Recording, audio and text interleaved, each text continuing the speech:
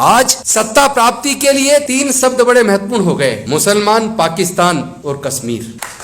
इसमें एक शब्द और जुड़ गया है, राम का। अब वो सत्ता प्राप्त करने के लिए केवल कश्मीर, पाकिस्तान और मुसलमान का नाम नहीं लेते, बल्कि सत्ता प्राप्त करने के लिए राम को एक हथियार के तौर पर ही इस्तेमाल नहीं कर रहे हैं। राम शब्द एक आतंक का पर्याय बना दिया उन्होंने। अभी की घटना आज ही एक वीडियो में देख रहा था, तेलंगाना की। वहाँ एक मुस्लिम को बेरहमी से पीटा जा रहा है। उसकी प्रेग्नेंट वाइफ और उनके घर वाले उसको बचाने का प्रयास कर रहे हैं और पीटने वाले बीच बीच में जय श्री राम का नारा लगा रहे हैं। आपने तो राम को भी आतंक का पर्याय बना दिया, तो आप तो राम की भी न हुए।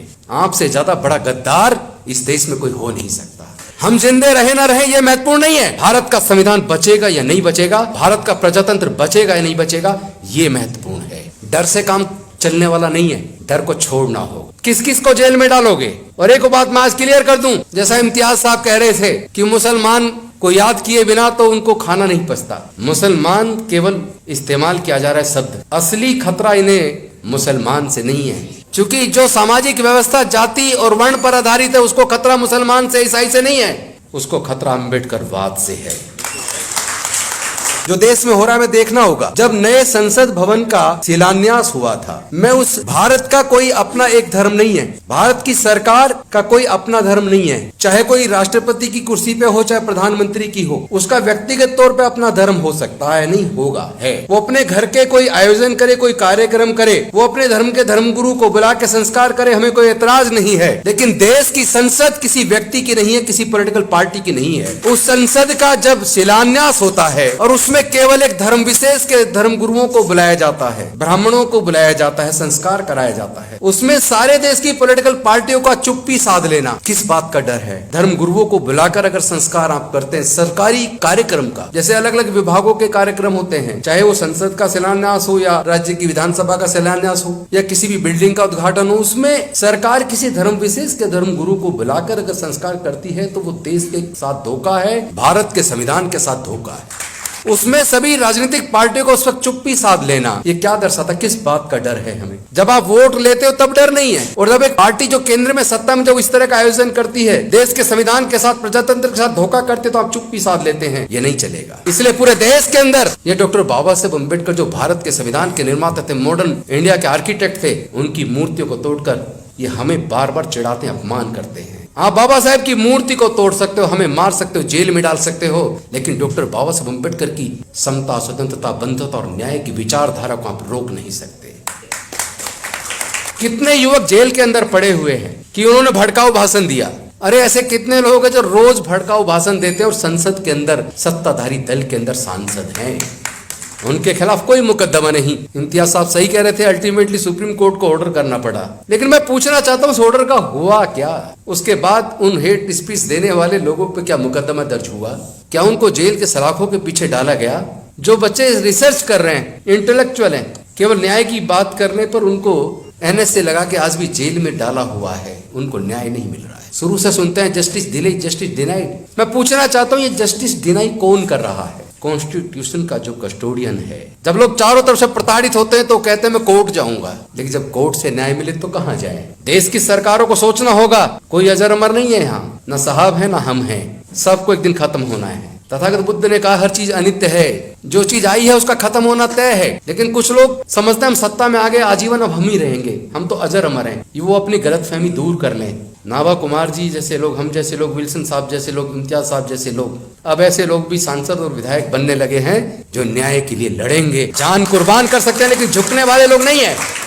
भारत का संविधान हमें इजाजत देता हम किसी भी धर्म को माने, किसी भी आस्था को माने, लेकिन किसी दूसरे की आस्था को ठेस पहुंचाने का किसी को अधिकार नहीं है। हमने जीवन में कभी किसी दूसरे की आस्था को ठेस नहीं पहुंचा, उसका सम्मान किया है। लेकिन हमने बौद्ध धर्म की दीक्षा ली 10,000 अनुयायियों के साथ, उसको पूरे देश में मुद्दा बना दिया। कोई बात नहीं, हम मुद्दा बनाइए, झूठे केस बनाइए, हमें जेल में डालिए, हम लोग डरने वाले नहीं है। हम डॉक्टर बाबा साहेब अम्बेडकर के सच्चे सिपाही हैं।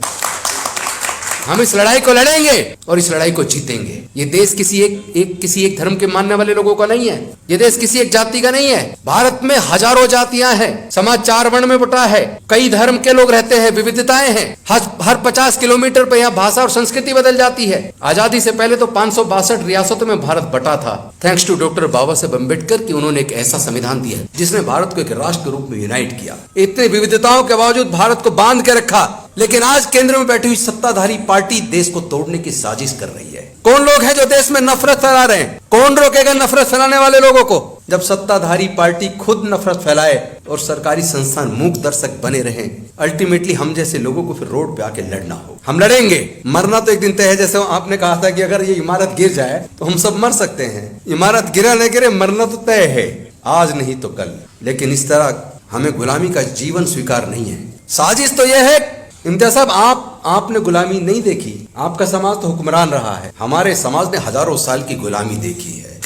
हमें तो इंसानियत के दर्जे से भी वंचित रखा है। आज भी राष्ट्रपति बनने के बावजूद, हमारे समाज के राष्ट्रपति बनने के बावजूद देश के मंदिर में प्रवेश करने से रोक दिया, नई संसद के शिलान्यास में नहीं बुलाया।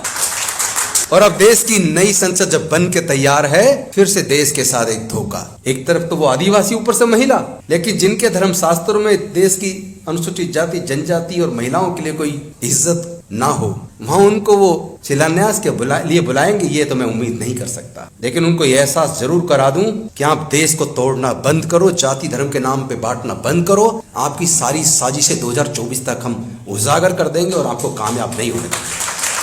हमने तो एक और संकल्प लिया है, क्योंकि जब दंगे होते हैं तो दंगों में इस्तेमाल कम पढ़े लिखे लोगों का, खासतौर पर अनुसूचित जाति, जनजाति और पिछड़े वर्ग के लोगों का किया जाता है। जितने धार्मिक जुलूस निकलते हैं, उन जुलूसों में जो लोग तलवारें लहराते हैं, उसमें भी इस्तेमाल अनुसूचित जाति, जनजाति, पिछड़े वर्ग के लोगों का होता है। तो हमने संकल्प किया, अपने लोगों को इस अंधविश्वास और पाखंडवाद से बाहर निकालेंगे।